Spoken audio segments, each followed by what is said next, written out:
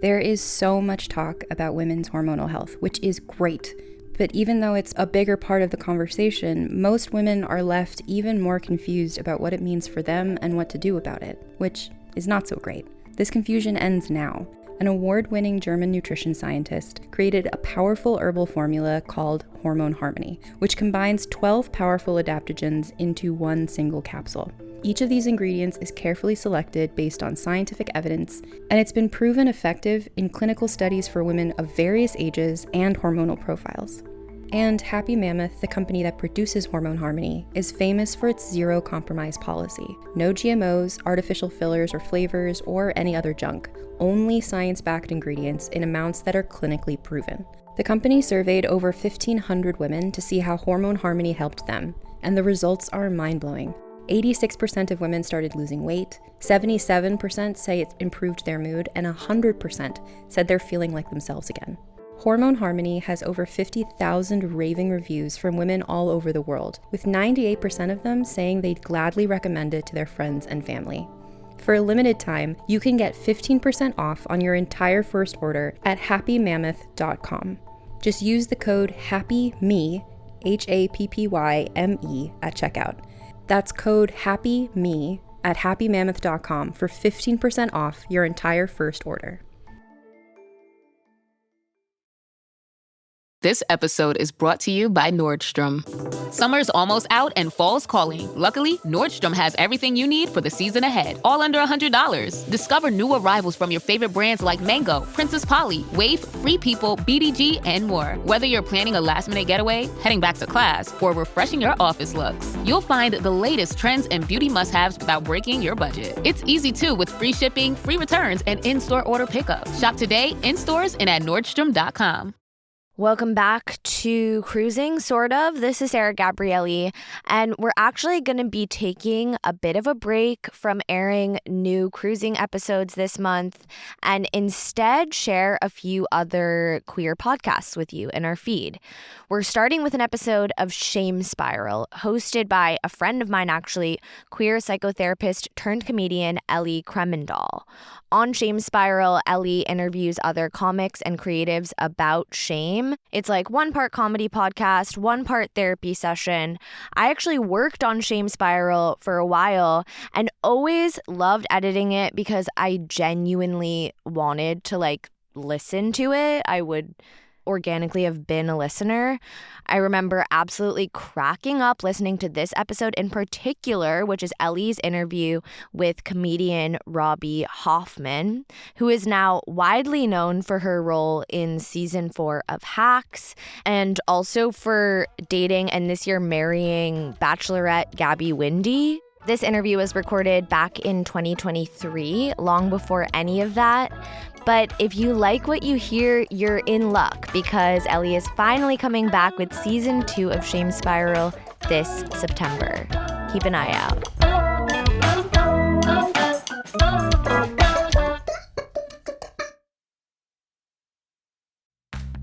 This episode is brought to you by Progressive Insurance.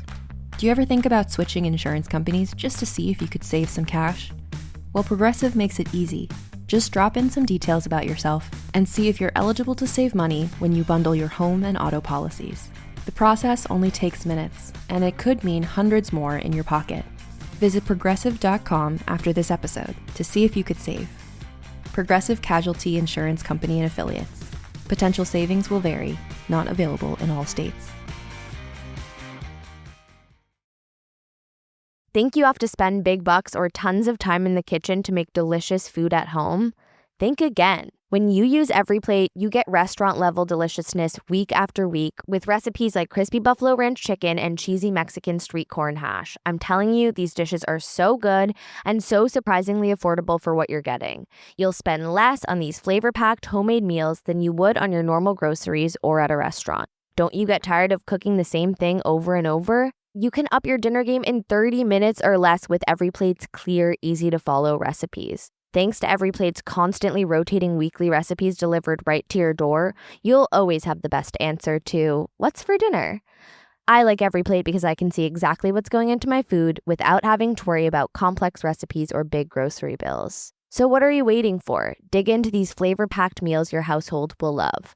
New customers can enjoy this special offer of only $1.99 a meal. Go to everyplate.com/podcast and use code cruising199 to get started. Applied as a discount on your first box, limited time only. It can be overwhelming to manage a business, especially when you're first starting out. Your to-do list just keeps growing every day with new tasks, and that list can easily begin to overrun your life. Finding the right tool not only helps you out, but can simplify problems you haven't even encountered yet. And for millions of businesses, that tool is Shopify. Shopify is the commerce platform behind millions of businesses around the world, and 10% of all e-commerce in the US, from household names like Mattel and Gymshark to brands just getting started. With hundreds of ready-to-use templates, Shopify can help you easily build a beautiful online store to match your brand style. And best yet, Shopify is your commerce expert with world-class expertise in everything from managing inventory to international shipping to processing returns and beyond. If you're ready to sell, you're ready for Shopify.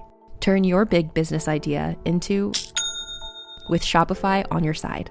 Sign up for your $1 per month trial and start selling today at shopify.com/realm.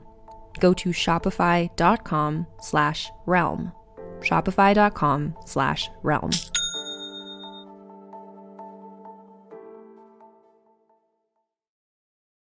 Summer really lends itself to a minimal effort, maximum impact makeup look. When it comes to looking and feeling your best, especially in the August heat, sometimes less is more. And when you're working with fewer products, you want the quality to be high, which is why Thrive Cosmetics is your go-to for a simple, clean, and radiant summer look. Every product is 100% vegan, cruelty-free, and made with clean, skin-loving ingredients that work with your skin, not against it. One of my favorite Less is More products is their Brilliant Eye Brightener. It's a waterproof eyeshadow and highlighter stick that comes in 34 shades. The shimmer shades are great for brightening up your inner corners, and they also have really lovely neutral matte shades that, again, can make a really big impact on your overall look without requiring too much product. Plus, for every product purchased, Thrive Cosmetics donates products and funds to help communities thrive. And with over $150 million in product and cash donations to over 600 giving partners, your purchase directly fuels real impact.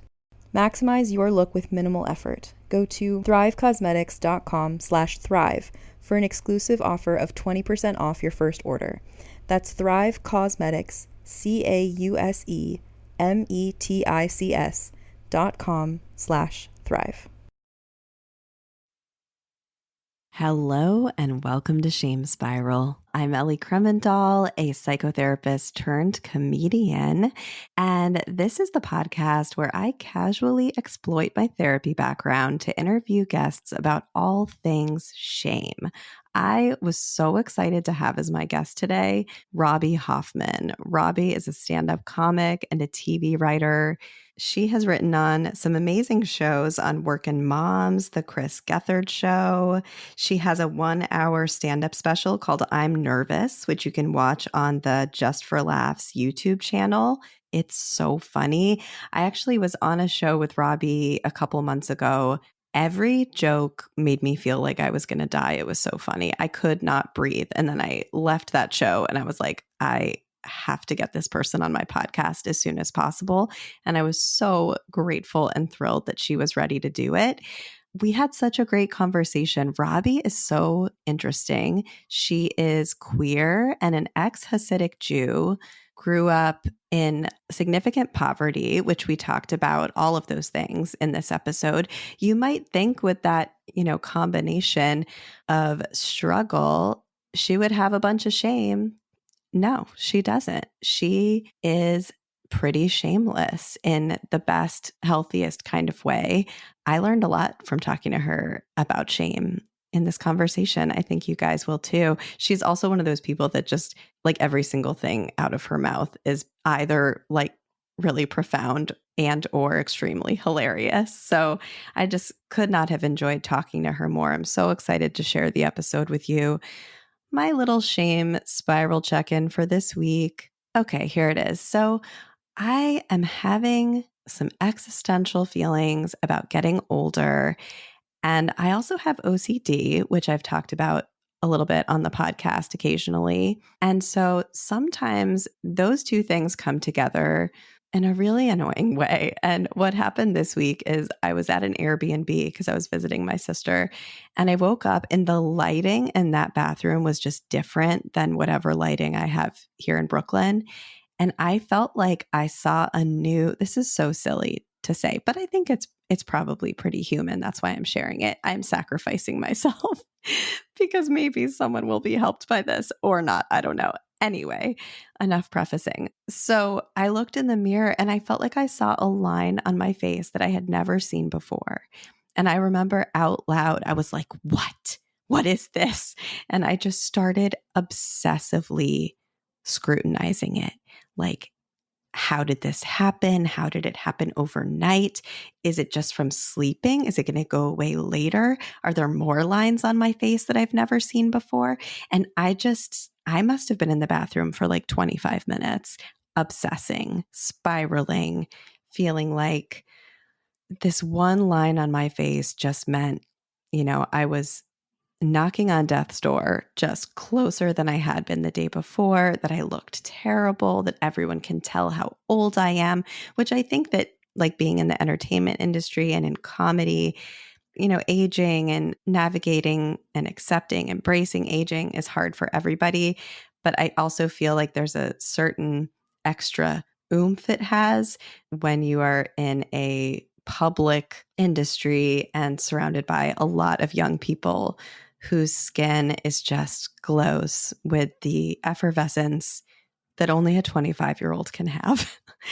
And the shame piece was just that I felt like so momentarily undesirable, ugly, like all these horrible, horrible thoughts about myself and my body and my skin. And I really had to talk myself out of it and just be like, Ellie, this line probably didn't occur overnight. You're noticing it in this mirror for the first time. Even if it did occur overnight, it's not a reflection on your beauty, your worth, your ability to make it in this industry. You are not too old. You are not disgusting. I really gave myself a talking to. And I'm not going to lie to you guys and say that fixed it. I didn't necessarily believe it, but part of me did. And sometimes that's good enough. You just got to take what you can get and try to move along and not obsess about it the entire day. And even if you do obsess about it, that's okay. Just kind of let those thoughts come and try to let them pass, like the annoying little barnacles that they are, just trying to ruin your beautiful swim. So that's enough of that silly metaphor. That's enough of my personal shame spiraling. And let's get into this episode with Robby, who, incidentally does kind of have the skin of an effervescent, dewy 25-year-old. I don't think she's 25, but you could have fooled me. It probably has something to do with living so shamelessly. And I aspire. I truly do. So without further ado, let's start spiraling with Robby Hoffman. Shame burning in my brain, always in a frame, and I've only myself to blame. Shame, wishing I could forget my name and crawl back up from where I came. I'm going down the spiral once again, the shame spiral. Hey, Robby. Pop-up video. Hey, how are you? Pop-up video. I miss it. I'm having a twinge of shame just as we're getting going because we just had tech videos and you jumped in to kind of figure it out while I was just feeling a little bit paralyzed. Mm-hmm. So that was a little shameful for me. I'm good at figuring stuff out. My sister just told me, when there was a snowstorm and my car was stuck and her car was stuck, and this guy was like, "You're never going to get out of there." And I'm like, with all due respect to her, it's starting to really snow. I don't have a ton of time, and I have to figure out moving this car from the middle of the road. And we just, for love or money, did it. I ended up getting into my sister's car, driving her car into my car so slowly. and pushing my car out of the road. And it worked. Wow. Yeah.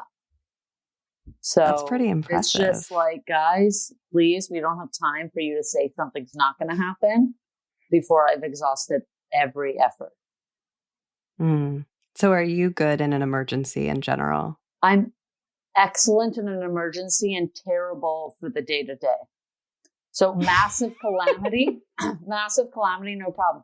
An ex and I, shout out to Samantha Rudolph. They have a kid. They live in Montreal. They're doing terrific. Really, really great girl. But when we were dating, we went to Paris together because I got work in England. It was my first time in Europe. We went to Paris and we stayed in this apartment that was like in the premier arrondissement, like really gorgeous. And it was kind of an attic apartment that like has been there for thousands of years, but was redone, very modern. And the toilet at the time was just like a sliver coming out of the wall. The toilet was like, I was like, I think we minimize how much we need to use this toilet. Okay. Go to the restaurant downstairs. It was the most futuristic. It was just like a sliver. My girlfriend at the time used it. She came out. We were not dating so long. She was like very embarrassed. She's like, okay, there's an issue with the toilet. She had used the toilet more than I had advised us to use the toilet. And I said, I'm going to go in there. There's no shame. Okay. I have 9 siblings. We shared one toilet basically, but my mother was snaking out toys that we had flushed down, because we played a game. Will this flush? And 9 out of 10 times something will not flush. And my mother hated this game, obviously, and was like, once she snaked out, she clearly knew I did a will this flush and I failed. It was like a mini shopping cart from a dollhouse. Oh my God. And it was just covered in toilet paper and gum. So I said, I'm going to go in there and just stay on the bed. Mm-hmm. I'm like getting in there, trying to figure out this toilet. The toilet falls off the wall. The whole toilet. Oh my God. It literally just planks off the wall. There's water everywhere. We call it stops eventually. We call an emergency plumber. We're in Paris. Okay. I'm somehow calm. I'm like, okay, I got to tell you, we're going to call a plumber. Okay. I'm like beyond action. We call the plumber. The plumber comes and they basically 2 scams guys. They're like, give us $800 USD or we're not leaving. Yeah. 2 men. So now we're together, just us. Okay. They don't know English. We know French. So we're speaking to them in French and I'm telling her in English, call the police. I'm so calm. Okay. I'm like, you call the police. I'm speaking just in English because they don't know. I said, you're going to call 911 and I'm going to continue to talk to them and try and figure out to get money for them. Okay. So don't cry. Just simply call, tell them what's going on. Okay. Give them that stuff. So she goes, I'm dealing with them. I said, yes, j'arrive avec, l'argent. I'm like trying to get the money and during this whole thing. And they're just like literally standing. Like I have no clue. They're not leaving. I'm being so calm. I'm giving them parts of money. I'm giving them so slow. I'm giving them a 20. I'm giving them a 50. I'm giving them, I'm like sparsing it up. The police come, immediately burst through, get the guys. We get the money back. The Airbnb host is horrified, embarrassed, comes, fix the toilet, send someone. And we went to sleep and I said, it's okay.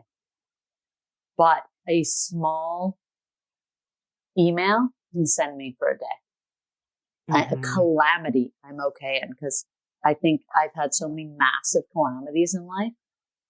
But the small things is just, my therapist, diagnosed me. I have a PTSD, a very subtle form of PTSD. I don't know. There's complex PTSD, which is basically incurable, and it's normally associated with lots of other mental illnesses, bipolar and whatever. Then there's like the PSD you hear about in movies, which is, a war or a sexual assault, some, horrible incident that, gives you flashbacks, the kind that we know. Yeah. And then the one that I have is more of a chronic. It's a hum, the way she describes it. It's like a filter on my life. And it normally stems from early childhood development where everything that could go wrong did go wrong. Right. So those little things, I didn't know what to expect every day before I was 5 years old, and then even later. But so I'm always a little bit on where's this going to go, but a calamity I expect, and we get through. Like it's the smaller things that give me that I just have to learn to manage. So on the one hand, it's a helpful kind of PSD because it's small. It's not like what you see in the movies. It's not like I'm going to have a big flashback or this and that. On the other hand, it's very annoying. It is daily. It's the most annoying one you can have, but it's also the lowest level one you can have. So you got to pick your battles. What's so interesting to me about that in terms of like your response in a crisis versus an email and what you're saying is because I know exactly what you're talking about. And like that kind of like chronic, low grade PTSD, like basically what happens is a trauma schema is created very young. It becomes the lens through which you see and engage with the world to keep yourself safe. And then it's like when something actually horrible happens, you're like, correct, that the schema is confirmed. And then, but it doesn't know how to differentiate between random Parisian dudes trying to rob you and like an email. Yeah. So that's like so frustrating. Yeah. It's like, I don't need to kick into action for an email or something. So, and I'm ready to, but there's really nothing to do and it's fine. But when I need to kick into action and do stuff, like we're getting out of here. We're doing this, so that's why it's always the small things. With my girlfriends, I've been really good with an emergency. But they're surprised by that because they've seen me freak out about what somebody said or what I said or something so minuscule. Yeah. It's almost, if you grow up with a lot of trauma and a lot of crisis, it's almost comforting sometimes for a crisis to happen. You're like, this is where I thrive. Like, this is crazy. Yeah. I've been training for. Yeah. I think on some level, I've always liked living in older places. I like old things. I like old cars. And I think I like trouble a bit. I like problems to some extent because you can live in a modern amenity type of, apartment where everything, but I'm like, I like a leak. I don't know. I thrive when something's off, I'm like, I got to do this. I got to do that. I must on some level enjoy old things because of the work that it takes to keep them going. And it's just, I must invite it. And I hate it, but I'm like, why do I like old things? I like the way they are, they look, but there is a level of work involved.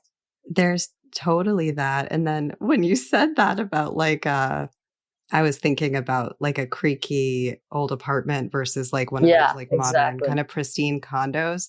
And it felt very Jewish to me. Like, I'm also Jewish and it's like something's off. Like if I'm in like a beautiful place where everything looks pristine, or if that's how things seem in my life, metaphorically, I'm kind of like, this isn't right. Like I'm suspicious. Yeah. If things are kind of messy, there's problems to fix. I'm like, this is right. I know. It's really bad. I'm trying to get more and I have gotten more to like, it's okay. Like I'm enjoying and it's also nice. But I love like at the end of like, my favorite thing is like at the end of like, we got through it. We open a glass of wine and then I'm really relaxed. We fixed it. Then we, you know what I mean? We can recount the day and then I'm like, wow, this glass of wine feels good. It's almost like I need the chaos to enjoy the peace. Oh my God, I couldn't understand that more. And you know what that made me think of just now is it's almost like it's that brief moment in between crises. So like, I don't know if this is there for you, but like, I'm kind of like, all right, a bad thing just happened. There's probably going to be at least a few hours before I have to be hypervigilant again. So it's like, I don't think about it, like, and I don't want the bad thing. I'm like, oh, can shit just stop? But really, I must be inviting it to some extent. That said, I've gotten better. You know, I am a lot calmer than I once was. I do enjoy the peace a little bit more, but it certainly is a training to enjoy the peace. Absolutely. Yeah. I just saw this really funny meme. Meme time. Pop-up video. Pop-up video. Yeah. And the meme was like, how crazy. And I wish I had the credit for this. So shout out in the comments if you know the credit for this. But she was like, how weird is it that we've designed a society where the hardest thing to do is enjoy your life? Like how, or something like that. It was like, how weird is it? You know, how funny is it that we designed a society where the hardest thing to do is find happiness? Like, you know, like oh my the God, thing that should be like, you know, yeah. I know. Oof. That hurts. Yeah. Okay, let's start talking about shame a little bit. Let's do it. So how do you feel right now? You know, right now we've been kind of just randomly chatting, which has been awesome, but I'm going to ask you a bunch of shame related questions. How do you feel knowing that that's about to happen? I don't really know. I've asked my therapist this. I don't know what shame is. Oh. And I never, like, I was like, people have so much shame. And what is shame? Like, I feel like they use these words. It's like fascism. I don't really know what that is. And I don't really know what shame is. And I don't experience guilt as much. But it turns out we uncovered that I do experience guilt. But I just don't know how to define those. Like shame, she said, it's interesting that I don't know so much what shame is, because shame, she defined as not living like yourself. Shame, she described as like going against your own morals or your own like ethos. Like there's a disconnect between how you know, and she says that I feel really like me, so I may not have as much shame. But that was just one argument she gave to it. Yeah. That's such an interesting definition. I feel like I often, like how I usually define it for myself is the feeling of badness. Like it's not just that I did a bad thing and I feel guilty or embarrassed. It's that like whatever happened has evoked a sense of like deep down, I'm broken, evil, bad, wrong, you know? Okay. Yeah. See, I never feel that. I feel deep down, I'm right, I'm fine, but the world, something's going on. Like even coming out gay and being religious, I thought God got me. I thought like, he doesn't seem like he's like with me. I felt like everybody else was kind of wrong about this thing, because it did feel very right, you know, to be gay. And I just didn't feel wrong. I feel I just didn't feel wrong. I felt like the world was wrong. That's so adaptive.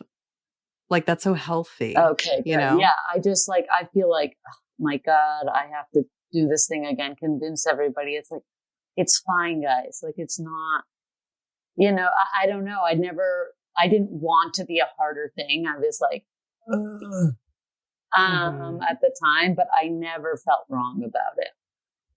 Wow. That's cool. Yeah. Do you think that's just like your temperament? Like who you are? Like, do you have a thought about why you were able to escape that?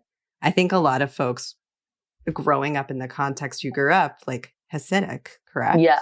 Lubavitch. Like would definitely have been wrestling with shame around being gay, around probably other things too. You know what? I was really young when we left, and my sisters are older. And I think they always knew they were right. Like my older sister, she knew this community. She was much older than me when we left. I was such a young child, but we still lived in that environment. And I think my sister just knew that they were like perverts. Like the way she would talk about our elders and stuff was like they're a bunch of perverts. Like when we get out, you know, she just, I don't know if it comes inherent. I think my parents are both very eccentric people. I don't have a relationship with my father now, but he's extremely brilliant. Both my parents are really smart and really autistic, whatever it is. They don't do wrong. Like my mother has never done anything wrong. She just feels love. Like I can't explain it, but we grew up where like we were so poor, but my mother believed us, supported us. Like my mother, people were like, oh, do you have a lot of pressure doing like, comedy or whatever? I'm like, my mother is beyond. She's thrilled. Like we were treated like grown-ups always, which it has its, it obviously has its negatives in it, but the positives were I always felt like a person. I always felt respected to some extent. Wow. Like even as a child, I helped my mother. My mother took me seriously. I would tell her, I would come home like, Ma, this teacher is crazy. She's got to go back to Israel. My mother's like, I know, but can't you just be good? Just be good. I know. She's weird. She's weird. You're just going to deal with weird. But can you just be good? My mother, to some extent defended me, and believed me, but yelled at me.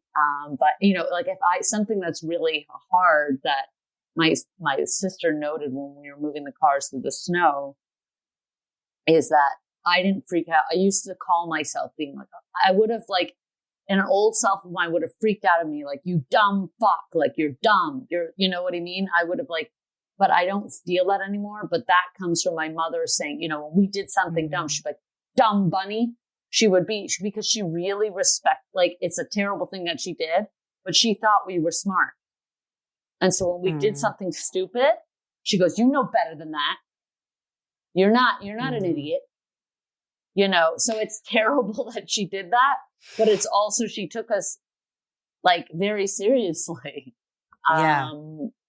I can see the dynamics of that are so fascinating because it's embedded in a belief of your immense capacity. Yeah, exactly. So, like she didn't, she never said, oh, you could do whatever you wanted to do. Like when I got into McGill, which is the only school I applied for because we were living in Montreal and it was free, said, I can't help with that.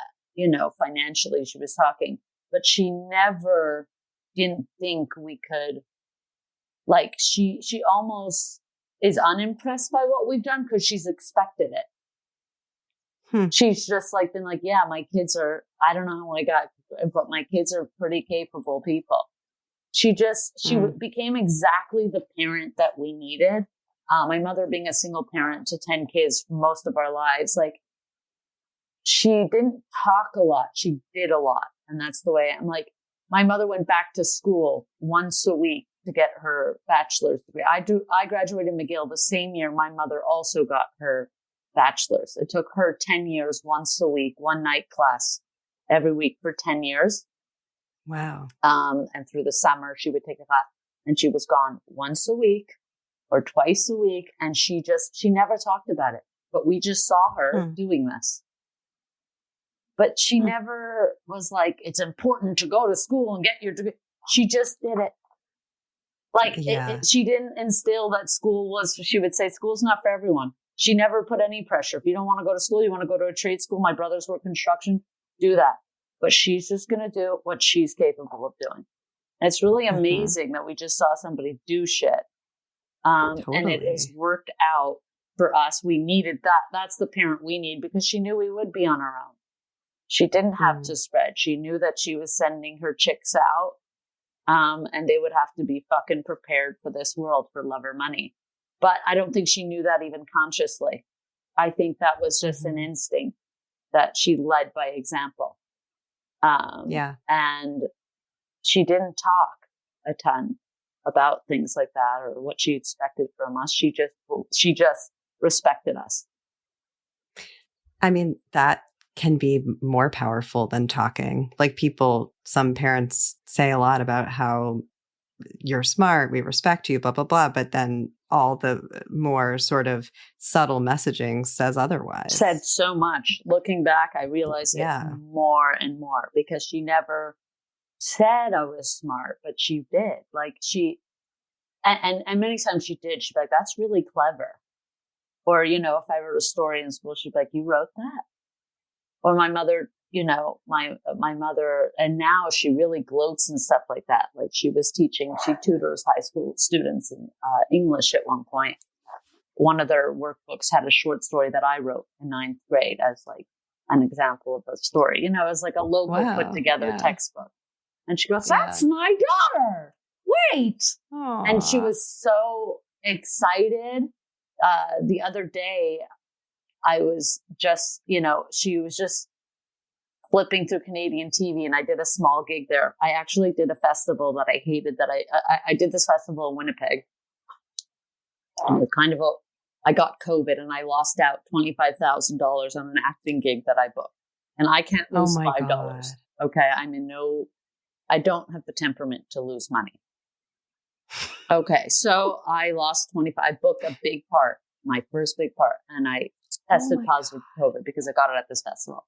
And I'm like, I knew I never should have done this dumb festival for like 700 Canadian. God knows what it was. I didn't even get to do stand-up. I had to do a story, whatever. My mother just called me 2 days ago because she was flipping through the TV, caught me on TV, which like literally my mother is like a Luddite, you know, she doesn't know the internet, things like this. So she catches me and she's like, "It said Robby Hoffman." And so, and she saw this, and the story was about my great uncle Eddie, who took us in Montreal. And my mother called me to just like the most effusive call. She's like, "You really elevated." And the audience was, she goes so thoughtful into it. She's like, "That story." And it wasn't just a story, the comedy. It's really and it actually made me feel, I'm like, you know what? To have my mother, it really touched her. I was like, you know what? It was worth that 25. But my mother caught it. I hadn't thought about it in a year. Then a year later, my mother caught it. She thoroughly enjoyed it the way it should be on a random channel that she was flipping. Yeah. And she was beyond proud. And she kind of just can't believe a lot of my siblings are successful in their businesses and whatever they do. She kind of feels like, I don't know what I did to even get this, but the truth is she was exactly the example we needed. She was the perfect parent for us. So sweet. I love that. That was so moving. That story. Thank really. You. Like, yeah, just that you actually felt that way. That's just such a beautiful moment. I went to sleep. I said, yeah, it was worth the 25. My mother caught me.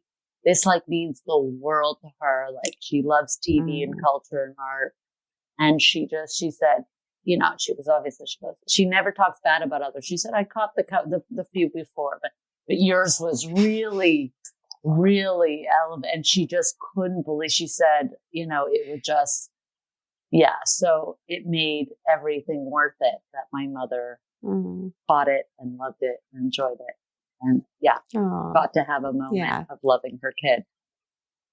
I love that. Yeah. Okay, let's do a hard. Please. Okay, you ask me a question because I don't answer short. I'm good with it. I might steer have to try to wrangle us. No, it's really hard because I also am like I'll just go down the river. You know, that's okay. No, but hit us. I will. I'm gonna listen to you. All right, so we're gonna play the shame game. Okay, great. So I'm gonna pose two scenarios to you. Yeah. And I want you to consider which might make you have a bigger shame spiral. Okay. And I know you said you don't have a lot of shame, but let's just see what it brings up for you. Yeah, and I might have shame just in that definition. Okay, go ahead. Yeah. So let's see. I mean, and I also just want to share with you, this is, I think, interesting. So before I write these, you know, I write them very specifically for every guest that comes on. I love that. And I usually you know, I kind of watch their work. I try to tap in to kind of semi-sadistically really find what might be hot for them around shame. Yes. I had such a hard time with you. I was just like, what the fuck makes her spiral? I watched see, maybe I don't have so much shame. You're thinking that I don't have too much shame. Robbie, and I'm telling you, I don't know if you know this about me. I have a 13-year background as a therapist. I know. I'm I am good at fucking, I nail people with these fucking scenarios. I was pacing my apartment earlier. I was like, what the fuck? I was like I couldn't, whatever. So this is what I came up with. Let's see how it goes. Okay. So, all right, you're in love. You're getting married. It's great. Like you're really into this woman. You're like, I've never been this happy. Manifest. Right. You're like, she's my beshert. Okay. So beautiful. And it's your wedding day. It's happening. Yeah. And let's just say about, I don't know, like 6 months earlier, you just had like a momentary panic about the commitment, existential. You were just like, what are we doing? How do you ever know? Like, whatever. You freaked out. And you'd been fighting a lot. There was a lot of intensity.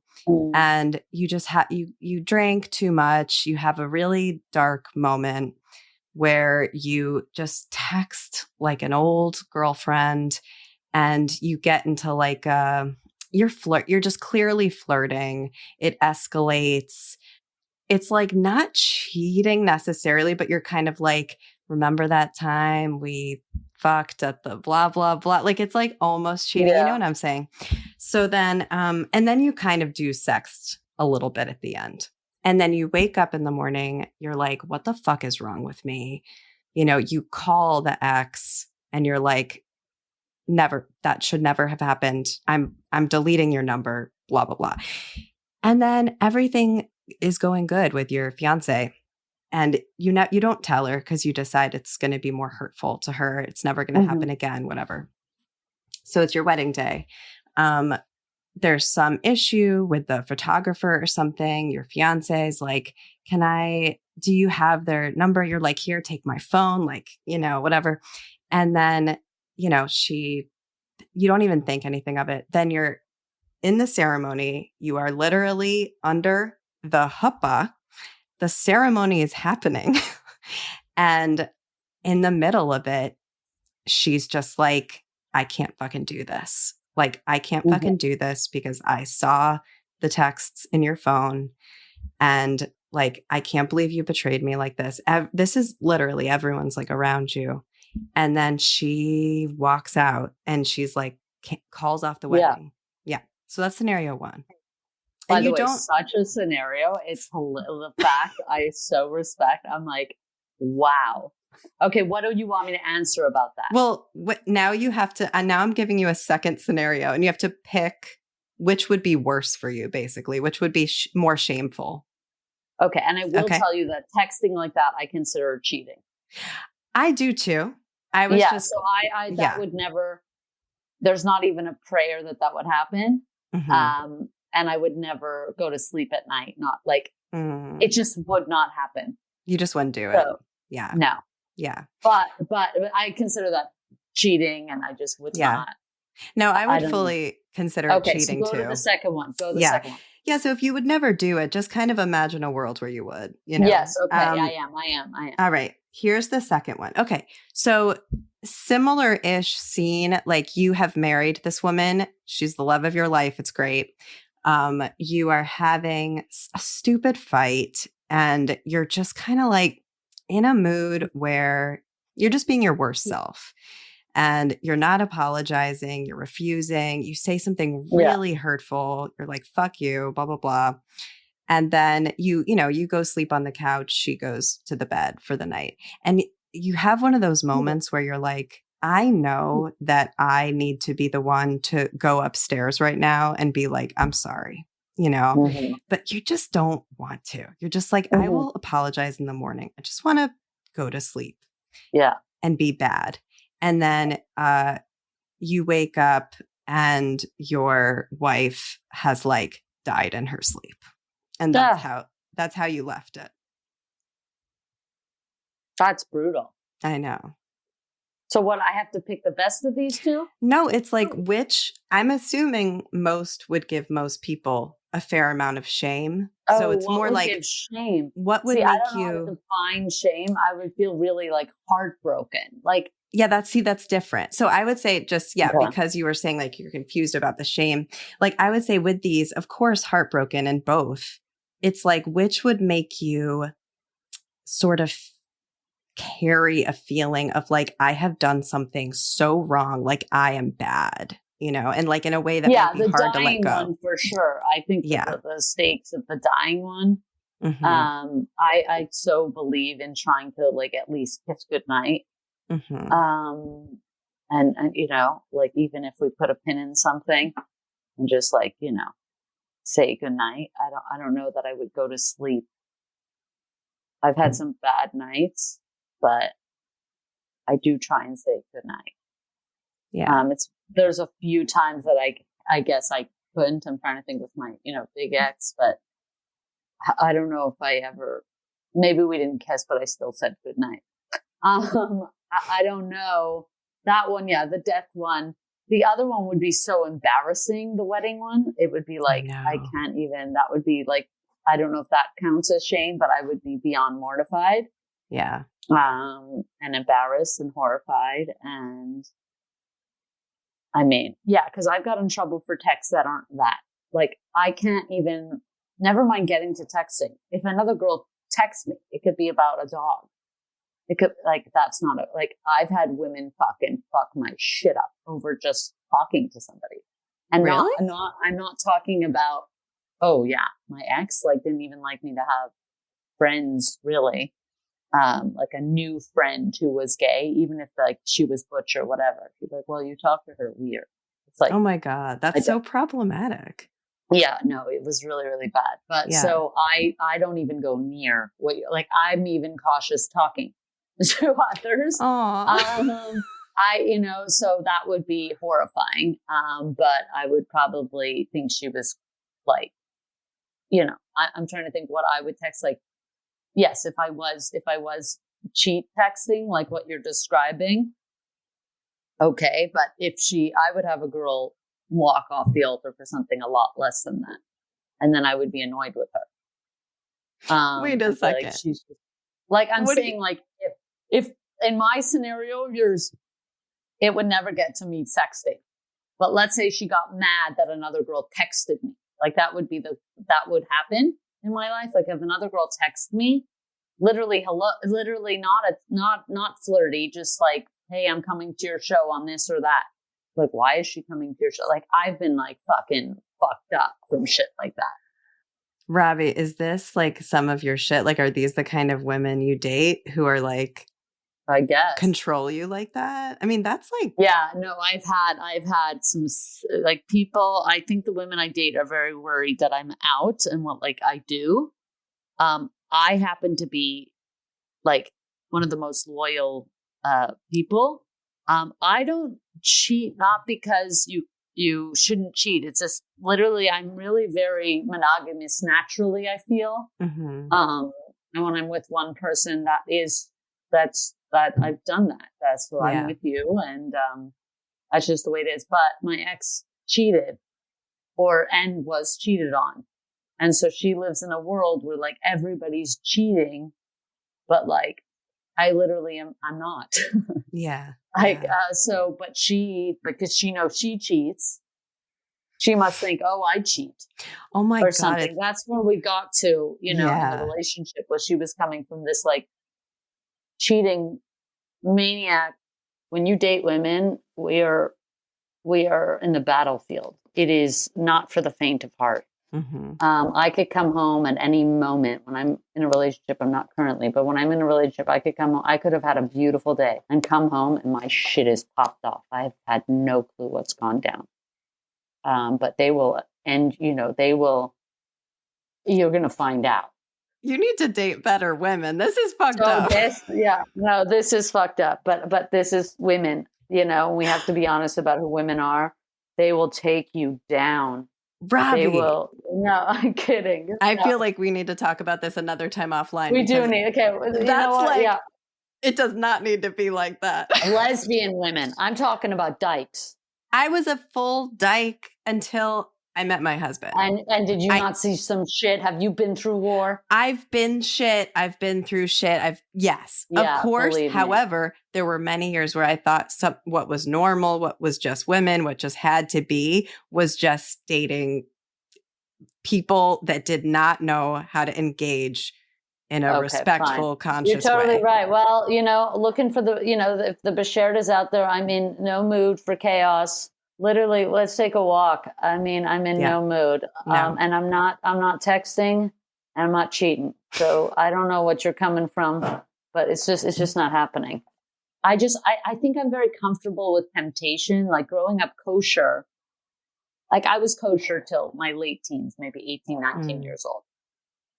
And so all I wanted ever was a nugget. Oh. As a kid, the non-Jewish kids had McDonald's after school. It was in the little house box. It just looked so appetizing.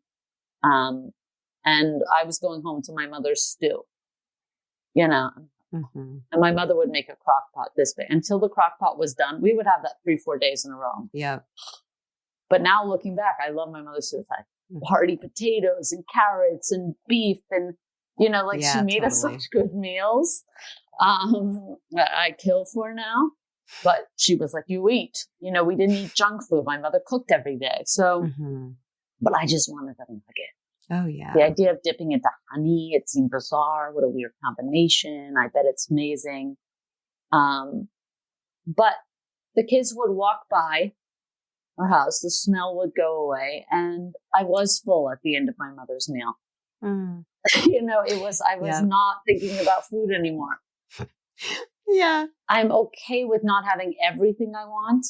I need about 90%, but I'm okay with temptation. I was trained like a seal. Totally. To let temptations whiff through you and they're gone. And they really are gone. So if I see somebody terrific or I have, maybe a very minorly flirtatious with some girl at a show or whatever, I go, hello. Or they ask me something, I'll say, I'm very happily in a relationship or whatever. I cut it right there. Yeah. Yeah. I love the metaphor of like monogamy, like a loving monogamous relationship is like your mother's stew and an affair is like a nugget, and you're just kind of like the smell. That's what I'm saying. And the I'm wafting smell of McDonald's will pass, It does pass. And I dealt with it almost every day. Yeah. But I went to sleep not thinking about it. Yeah.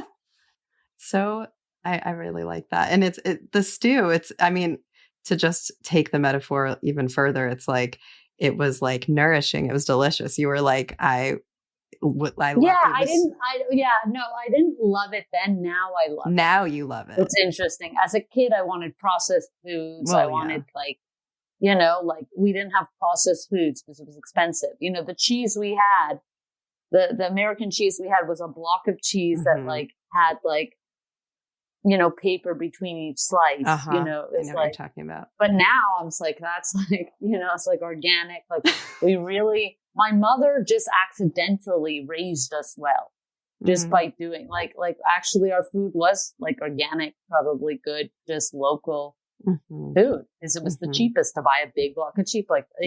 It was the cheapest to buy a big brisket and cut it up, like she just did shit that now I really love that food, but at the time I didn't know it was good for me. Yeah, that makes sense. So I asked you to bring a particular shame story. Do you have one in mind? I do. I have like a topic. Okay.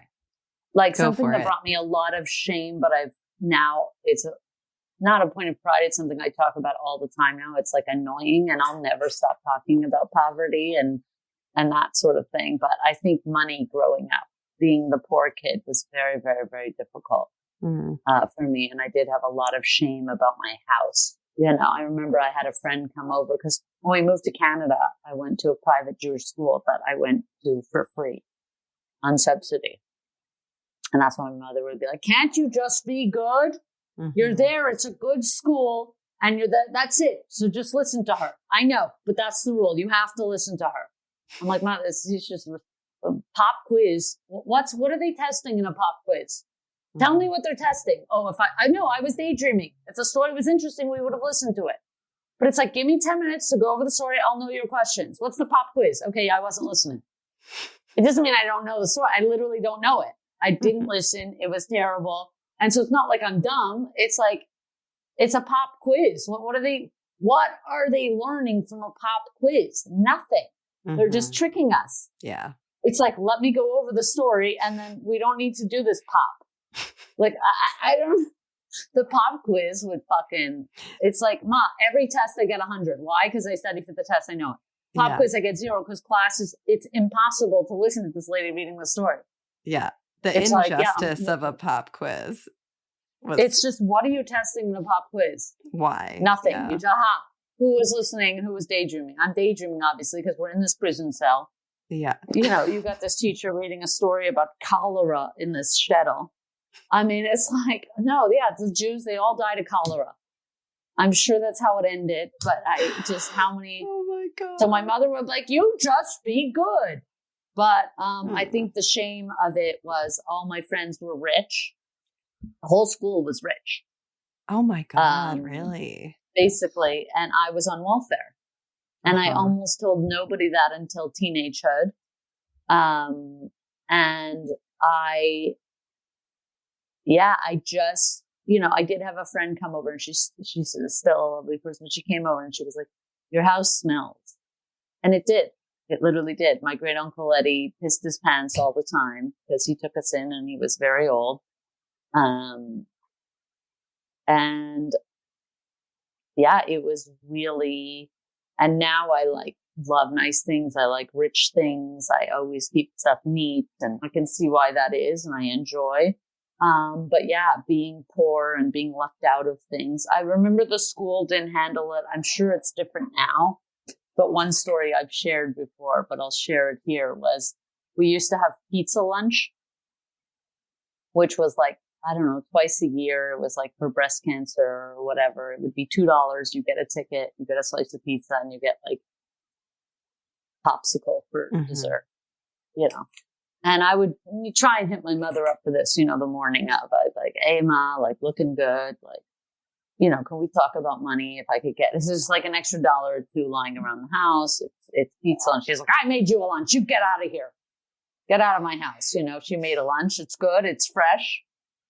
Right. So that didn't work. So I would go down during pizza lunch. I was just a little kid. I would go down and everybody had the ticket. Some had 2 slices, 2 tickets, $4, whatever. And the moms who organized, they were always like the Jappy moms. Jappy, I mean Jewish American princess, not Japanese people. I'm sorry that there's an overlap like that. Are you clarifying for the listeners? Yeah. Yeah. I am. Yeah. Okay. So the mothers were very fancy. They were housewives. They didn't have to do much. But they were very into this. And they would the kids would exchange the ticket for the pizza, whatever. And I had to still file through. I had my lunch in a plastic shopping bag. I didn't even have a lunchbox, which I always wanted. My mom reused plastic bags from shopping. Yeah. I was like, oh, sorry, I don't have the money. And they would shoo me. I'm like, oh, I didn't pay for, I have my own lunch, And they were like as if I'm taking up space in the line. And then I would go and eat my lunch with my best friend. But my best friend, her mother was a Jap, but the queen of the Japs. Her mother was the hottest, continues to be gorgeous. Shout out to Tina Quint, who's just beautiful inside and out.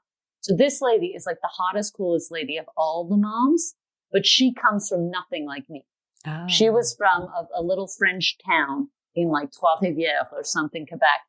And she made it big, marrying well. And she actually was low-key extremely well-read, articulate, brilliant. And her goal, she taught us, when she was 16, she decided to move to the big city, Montreal at her time, and they were going to marry Jewish doctors. And that is exactly what she did.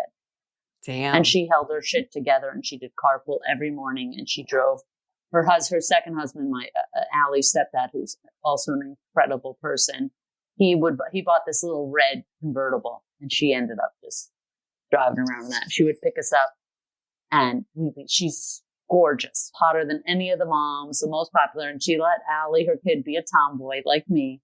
And she would give me, when she would drop us off at the mall, she would give Ally $20 and she'd give me $20. I'm like, what? And she'd be like, let's have fun at the mall. Because she's going for lunch with her friends and whatever. And she just was amazing. And she she did the popsicle stand at the end. So after the pizza, kids would give their second ticket for the dessert. And she came, and Allie and I, Allie's got 2 pieces. I have my peanut butter sandwich. And she came and she brought pizza. And I was like, oh, I didn't pay, Tina. Like, I didn't, my mother didn't give me, so I didn't pay. She's like, so, yeah, who cares? Don't worry about it. If you girls want more pizza, and come to the popsicles after, you get whatever color you want. Oh. And we had a hookup. I had a hookup now. And she just like, I got I would just get whatever popsicle I want. And she was hooking it up because she saw how wrong. It's like either pizza for everyone or no pizza at all. Like, why are there 3 kids out of a school of 1,200 kids who don't have pizza? Yeah, like either included. I think now they probably include it in the tuition or something like that.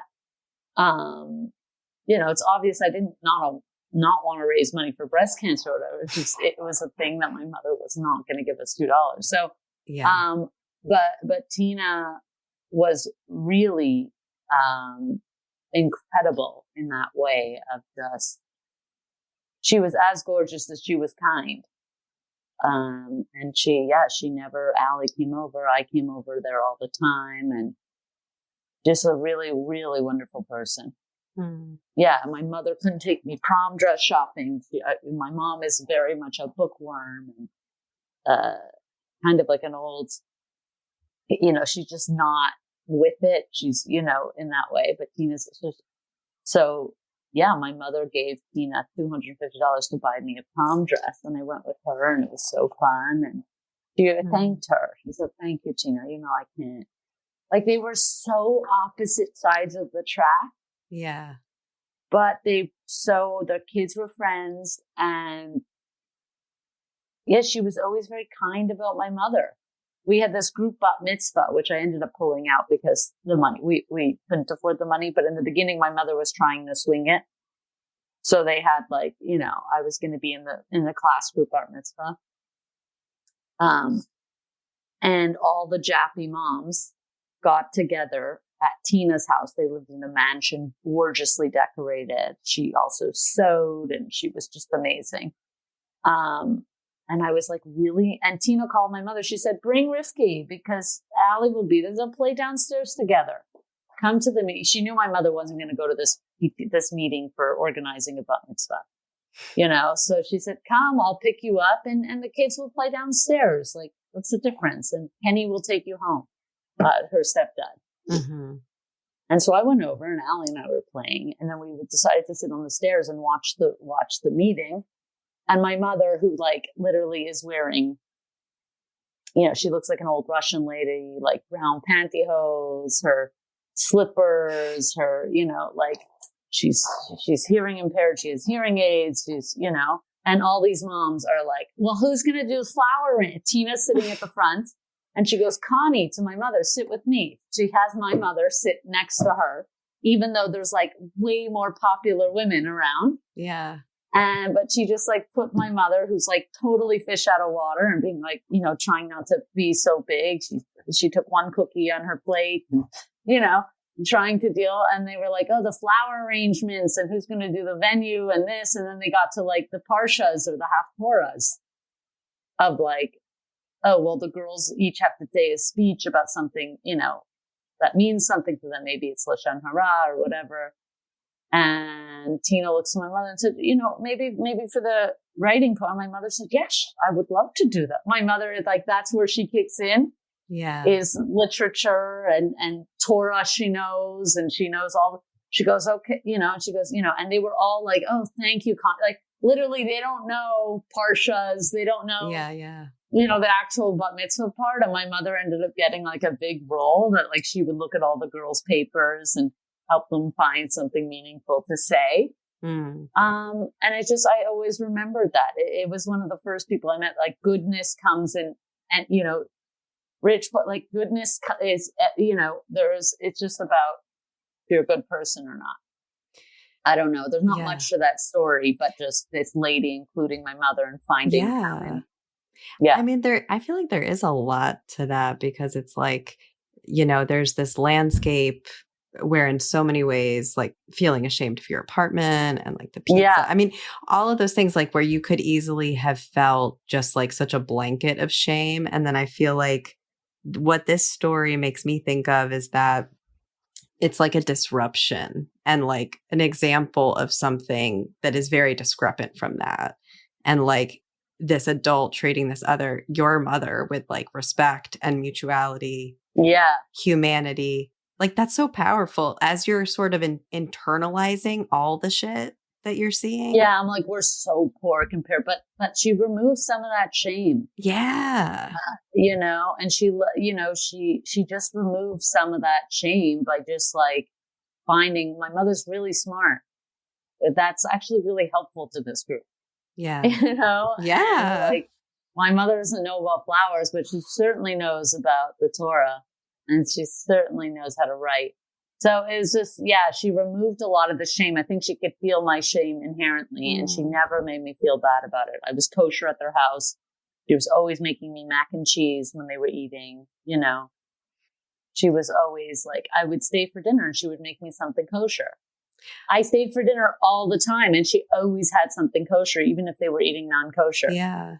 Were a lot of the other kids on top of the class difference, like less religious than your family? Oh, I was also the most religious. Yes. On top of that? No. I was the most, because I was coming from a Lubavitch background. My house was still completely kosher. My mother has separate dishes for fleshik and milk, for meat and milk.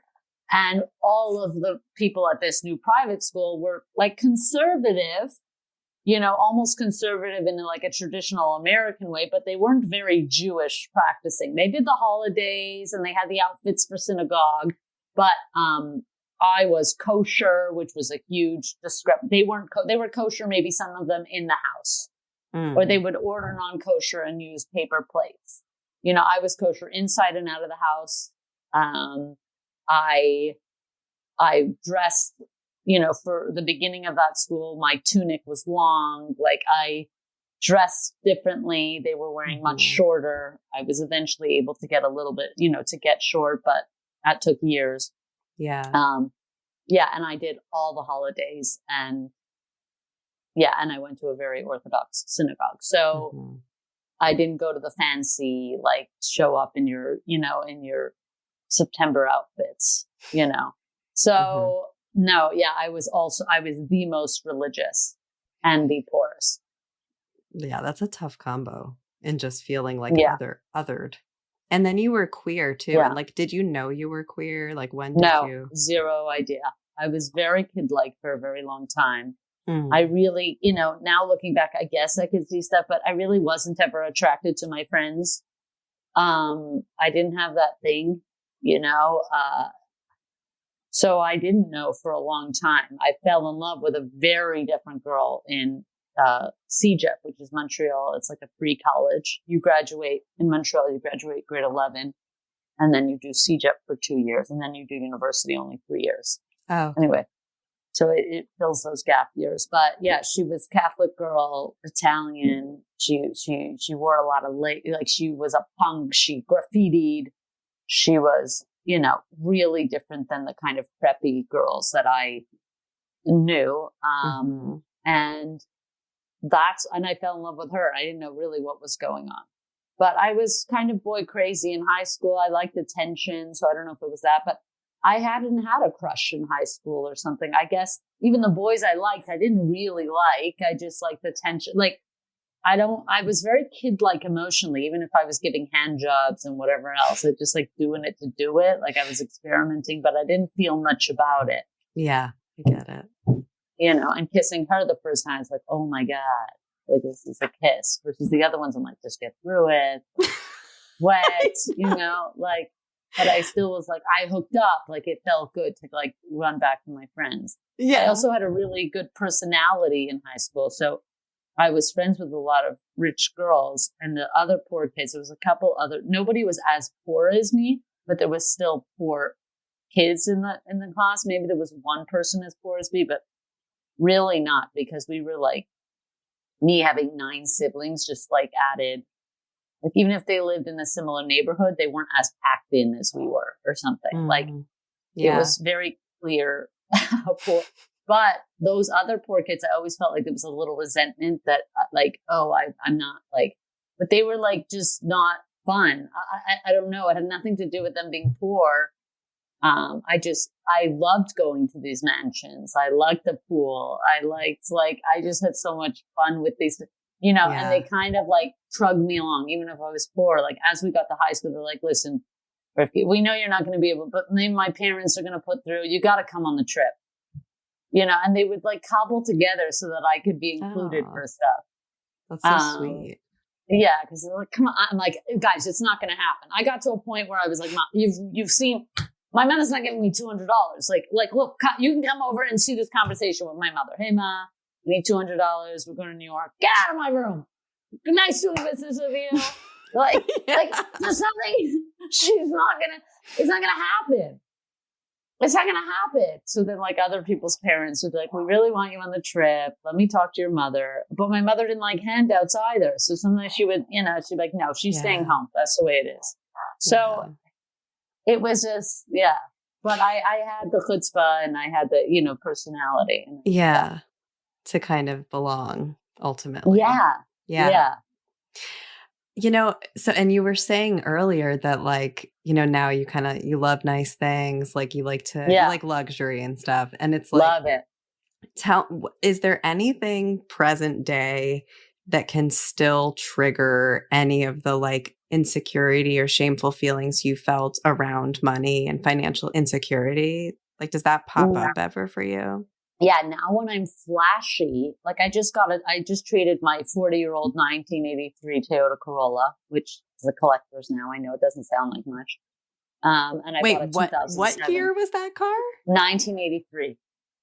Oh my God. 40 years old. Yeah. So I just traded it for a 2007 car, which it seems old still to people, but is 25 years newer than my previous car. And it's a sports car. Now people don't know that it's a 2007. Like I know a little bit enough about cars that I can get away with. It's a good car, but it is a flashy. And I feel like I lose myself a bit, like something with that, but I feel like I love it. I want to enjoy it. But I was telling my therapist this, as I move into a richer world, I can see that poor people don't see me the same. And when I go to neighborhoods of people sitting on the stoops and I grew up with so many like Sri Lankans and Filipino people, and they look at me like I'm not that, and I have to know that I'm not that. But I miss the neighborhood. I feel so comfortable. Like when I go to a poor person's house to chill or home, like nobody knows how to relax more when there's Coke cans everywhere and whatever, and you just got snacks and just, I don't know. It's just, there's something so home. And, I feel more and more disconnect as I get into like richer or more privileged spaces. They're not as fun. And they're not as me, but I still enjoy too. Like it is, it's just, you lose stuff and you gain stuff all the time. Right. It is strange to not feel yourself as much. The circles I'm in I'm not struggling, thank God. And I always think I relate to the struggle, but I'm having this feeling now that like, I don't know what the fuck is going on. Just like when I thought other people, you don't know. And it's been a while since I've been struggling. I have the fear of of that fear of being there keeps me going. Because it's so present, but also at the same time, the further I get from it, the further I don't fucking know. You don't even say you understand what the fuck we're going through. It's a different world than when you were, 15 years ago, whatever. I don't know their new, I don't know. I don't get to, I'm othered from my own community in some way. Yeah. Do you feel like as this has shifted for you, do you feel class shame about having, like being in a different class now? I do a little bit. Like, I'm not totally in a different, I'm in a different class in the way that I'm not struggling. I feel still my heart similarly. But yeah, I also have the pride. I have like, guys, like we can, like, I'm, like just showing the example, and it's a lucky example. And it's just like one of us is fucking here. One of us is fucking here, and I wish more of us could be here, but it's like, one of us is here, and we're here. And I feel like bursting through too. Like we need to, it's like when you get into a richer world, everything is like, quieter, and people don't, like I always say, like, it's a Gentile concept, like this concept of like, you interrupted me. I'm like, what? I had a girl being like, oh, I wasn't finished, you interrupted. I'm like, yeah, I had some shit to say. That's so true. Whoever has the best shit to say wins. And that's how I grew up. Like, it wasn't we were having 10 conversations at once. You followed what you wanted to follow. You caught everything somehow simultaneously. You had sidebars, you had whatever, and that's that. But now it's like one at a time. Like, why did we let the most boring talkers on the planet make the rules for talking? Yeah. No, go into the ethnic communities, and then you see how people talk, and it's a lot more interesting, and the ideas are greater and bigger. But now we're very like, they're very like, so I want more of that. Let's make it how it, like they've had it long enough. Yeah. And now we're going to fuck it up. It's like white people in sports. Like, white people are bad at sports. Jewish white people, we know we're bad at sports. We don't even compete. We're not even trying to do anything. But we're like, not for us. Yeah. We have an awareness at least about it. Yeah. But white people will make a sport like golf, like I'm watching Full Swing on Netflix, golf docuseries about like some people breaking through. But basically in golf, the best thing white athletes have been good at is keeping other people out. They excel at keeping other people out. But Tiger Woods is just like the tip of that. He got in, and believe me, you thought you were good. And as that gate breaks open, the sport's gonna like everything is like, you got really good at keeping other people out. But when we find a way in, when we have a crack and we're fucking opening it, it's over for you guys. Yeah. And that's how it feels. I feel like the fence opened a bit, and I'm in there, and I'm trying to push it. Totally. I love that so much. Like that, that's a radical mindset to have around it, because it's like there's grief in like what you have lost, and you've gotten something else in exchange. But then I love the idea of being also like, well, let's fuck with the norms of what it means now that I'm here. Like, does it have to be so polite? Does it have to be so stuffy? Like you brought up for me a memory of like, I don't want to give specifics because this person doesn't know how much this bothered me, but like there was a moment, I remember where I was with a bunch of people. No one was Jewish in whatever group of people I was in. And there was just a whole thing that happened about like eating with your mouth full. And talking with your mouth full, mouth full. And like this whole thing about, no one was saying Jew or like, but everyone, I knew exactly what they were talking about. And what came to my mind was like, yeah, that's my family around the kitchen table. Like, this is everyone. Like, I was picturing a big group dinner. We're eating and we're talking. You're talking, you're eating, you're passing stuff, you're gesturing. Like, and I was like, that is coded as like unseemly, as gross, all these things. Yeah. And I felt total shame about that. I was like, oh my God. And I became so aware of myself doing it. White people love putting shame. It's like, I take baths. I love a bath. People go, you sit in your own filth. This is like a white thing to say. You sit in your own filth. What am I, a construction worker? I'm a writer. Yeah. What filth? You don't bring that here. I've been at my computer all day. You're disgusting doesn't mean I am. Okay? Yeah. So that's on you. But they make you think things like this. They're like, oh, yeah, I would never in my own filth. Or going to a public pool. Like, Like, what? Okay, you're going to die of, H1N1 the next time it comes. I'm good. Mm-hmm. I'm in everything. Mm-hmm. Okay. You're not going to call me dirty because you feel dirty. Oh my God, that is exactly it. I mean, I all of that shame is just projected shame and displaced, disowned shame. Totally. Yeah. They feel like eating and talking, like you're saying. Yeah, we're eating and we're talking. It's the most basic. We're breaking bread. And it's fun. And we're not and it's thinking. Lively. Mm-hmm. It's like you get to you're not thinking, you're letting it take over eating and your thoughts. And the whole point is to be as free from thought as possible. But you're trying to put rules on something that doesn't need any rules. Mm-hmm. It's just basic. You're talking, you're eating, you're an animal. It's awesome. Mm-hmm. But they want to like make everything. And I got to this world and I'm going, that's really boring. What you're saying is really boring. And nobody's interrupted you. It's amazing. It's amazing. Wow. Because in my house, you're gonna have to step it up. Yep. Yeah, we're not gonna accept 10 minutes of this story. You're gonna have to step it up. Okay, we're gonna press so you. Funny. Yeah, you're not making that. So there's, the only thing they've shut us out of is money. And we've excelled at everything else. But once we get into money, like once poor people, something happens there. And again, rich people and money have gotten very good. Jewish people and money have gotten very good. And I can say that. But it felt like another weird thing that how do you even get born Jewish and poor anymore? Which happened to me.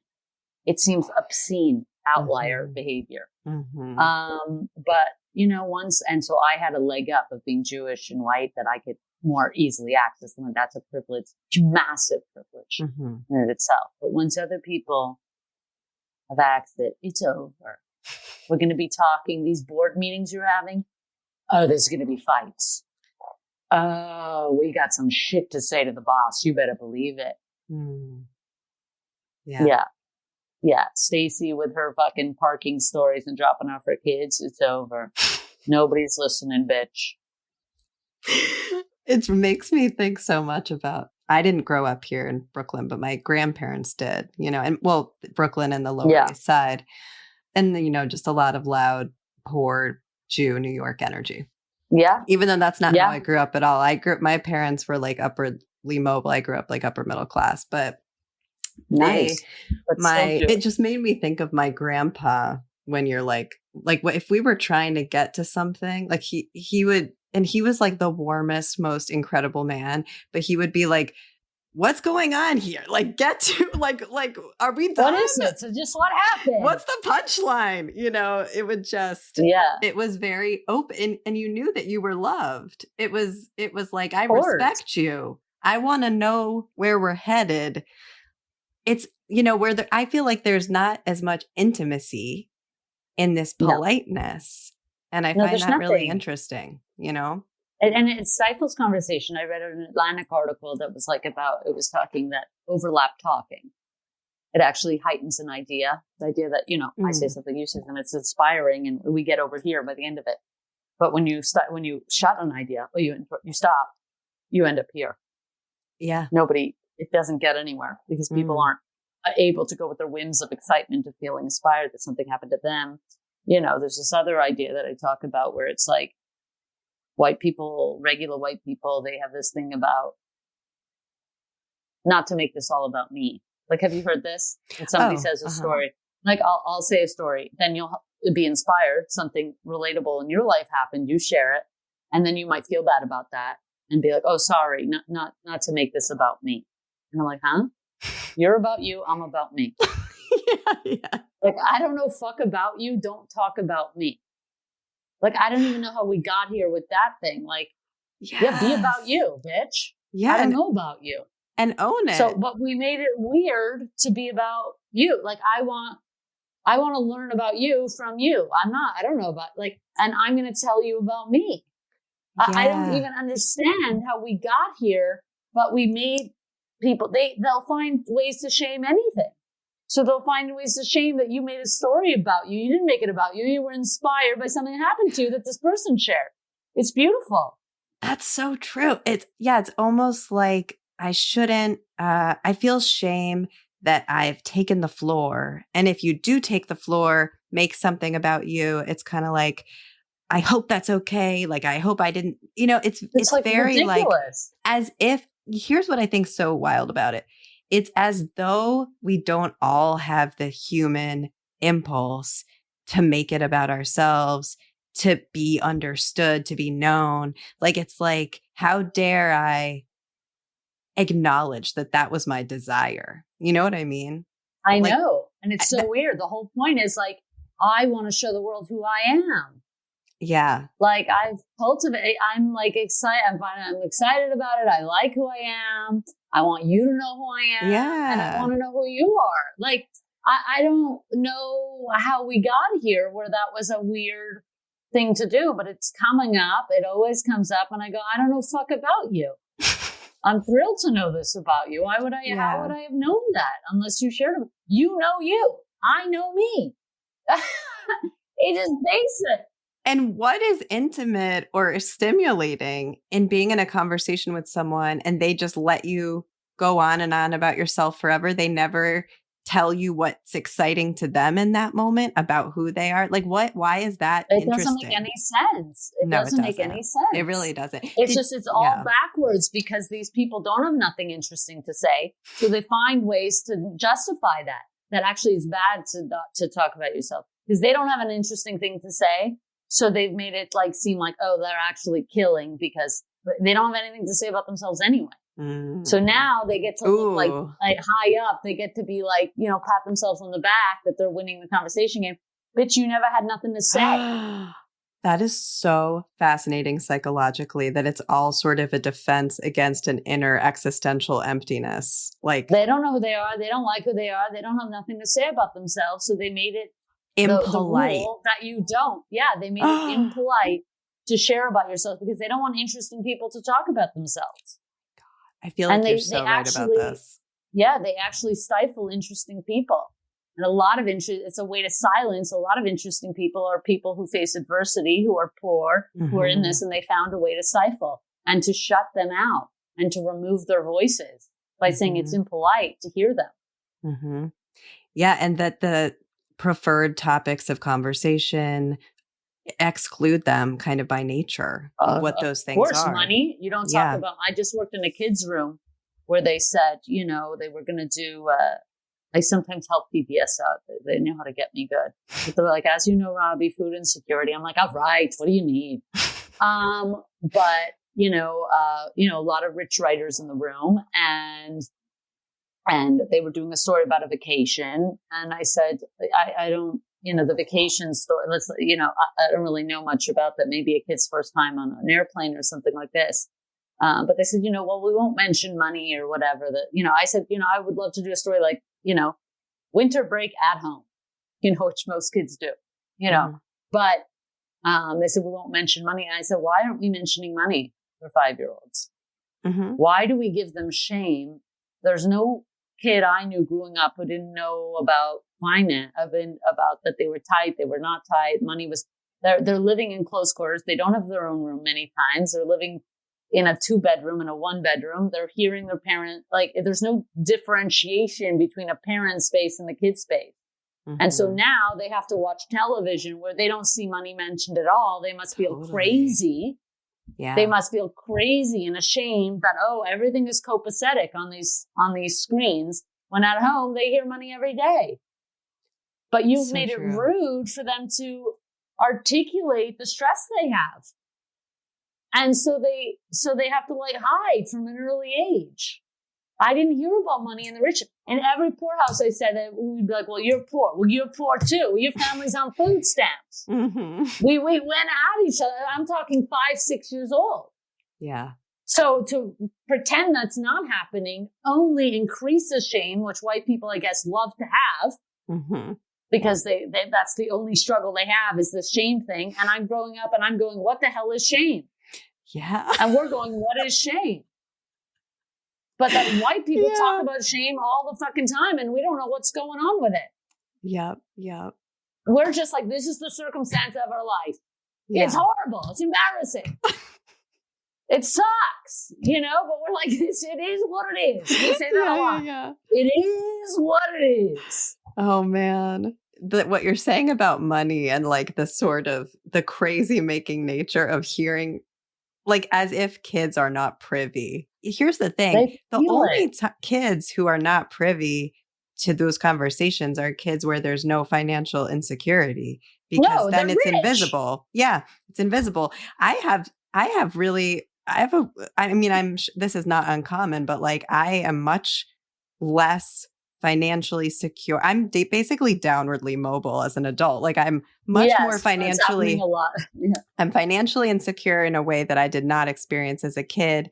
Like, and I'm aware, I have 2 kids, like they're aware about money because they'll straight up ask, my older kid will ask us for something and we just cannot get it. Like we can't get it.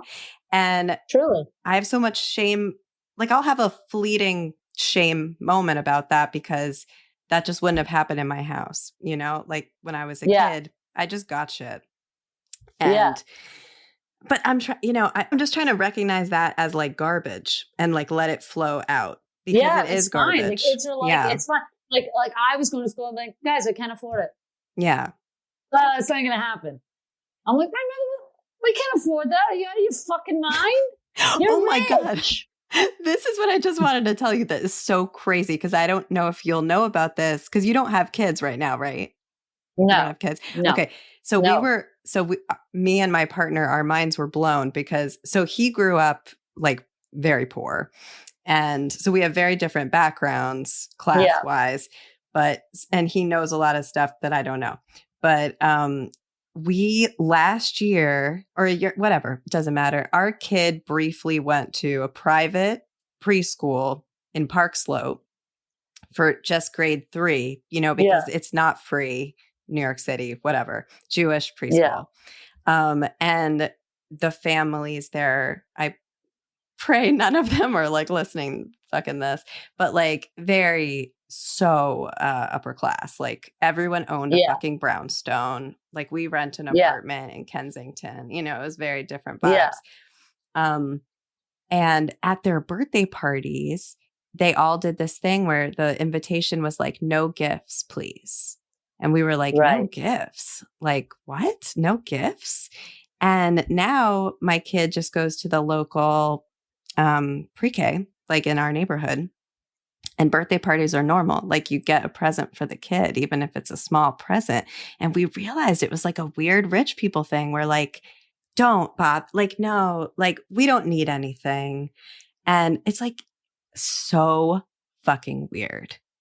That's all I have to say about it. I just can't get over it. Thing. Now they're shaming people for giving a present on a birthday because they don't need it. It's like, it's also like they'll just create gaps where there's no shame. They'll fill it with something to be shameful about. You know, and that's why there's so many rules in these houses because everything, if you don't, that's the way they do it.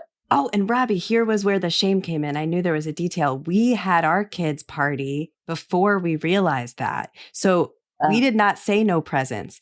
The presents they got my kid for her 4-year-old birthday, they were like fancy presents. Oh. And then we start getting invitations and they all say no presents. And we were like, oh my God, we're the poor family at this school that did not know the cultural norms. Like we're both writers. No, and you feel ashamed about it, but really they have there's nothing to be ashamed about. You had a birthday party, you got you know what I mean? But it's like they want to make you feel what they feel. It's a very strange thing. It took me many years to be like, I can't afford it. And it was fine. At least I wasn't crazy anymore. Yeah. Totally. Like, like you're not making kids, like your daughter is like not going to feel like when you're like, we can't get it. If you make her feel bad for saying that, then it's like, oh, because I had a sense of like, oh, I shouldn't you don't talk about money. But that makes you feel crazier. Totally. And to talk about everything, so I don't know. Yeah. You have nothing to be ashamed of, but then you do because you're like, well, they're sending such a message. Yeah. And it's weird. I don't tell them anything to do. I just enjoyed going to the house. I'm young. This is sick. This is great. I love you. They're like, oh, it's okay. I'm like, no, the house is beautiful. Mm. They're like, I have to totally. be humble about it. I said, this shit is sick. I want to take a drive in the car, in the convertible. Yeah. And it kind of like, they won't acknowledge. So I acknowledge. I make rich people so uncomfortable. I go, wow, beautiful home. Beautiful. Where's the carpet from? I love to see them squirm. They can't, they have to break all the rules. And I don't have shame about it. I love that. So yeah, I don't know. Yeah. I noticed that like at my kids at that same birthday party where we invited these families very culturally different than us. I just told them like how much our rent was. Like I was just like, our rent's this much. And I saw like these two moms, just their eyes like bugged out of their heads. Yeah. I'd even said that. And I was like, oh my God, I didn't even realize. No, disrupt. It's fine. So crazy. It's fine. Okay. I don't want to take up much more of your time. I'm going to ask you 2 quick questions. We'll go. Okay. Yeah. Well, okay. What? Very quick. Okay. Well, let me just ask you one question then. Go ahead. Do you feel right now as we're ending our conversation around shame stuff? I feel great. I've enjoyed talking to you. I'm learning more about shame. I think I'm understanding it a little bit more. And I've learned a lot. I've really enjoyed talking to you. Oh, I really enjoyed shame-wise, talking to you too. I feel, I don't feel ashamed. I feel scared. I never want to get back somewhere. So I more have that emotion of I'm scared.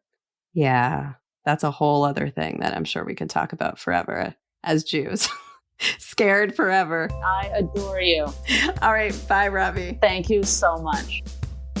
Thank you so much for listening to this episode of Shame Spiral. You can follow the pod at Pod Shame Spiral on Twitter and Instagram. And you can find the podcast on Spotify and Apple Podcasts and all the usual places. This episode was edited by myself and Sarah Gabrielli, and original music was by Shadwick Wild. Please keep listening and rate and review if you're feeling generous. I have so many exciting guests lined up for our season. Thank you again for joining us, and spiral on, but not too much, okay?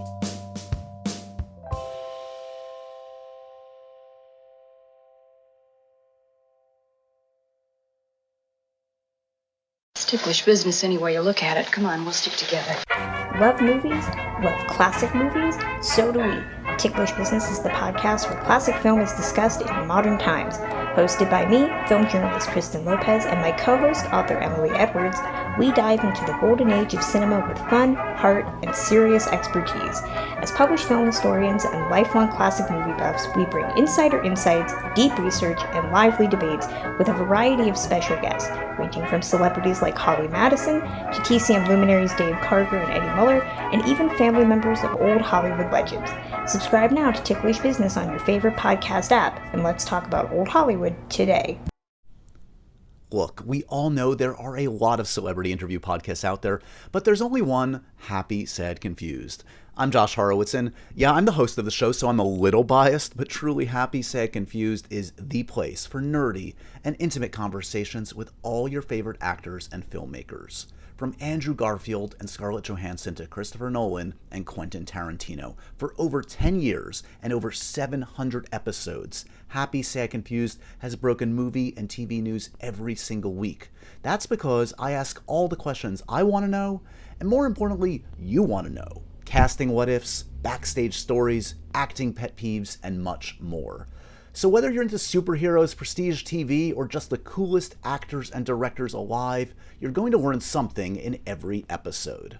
Listen to Happy, Sad, Confused on Apple Podcasts, Spotify, or wherever you get your podcasts.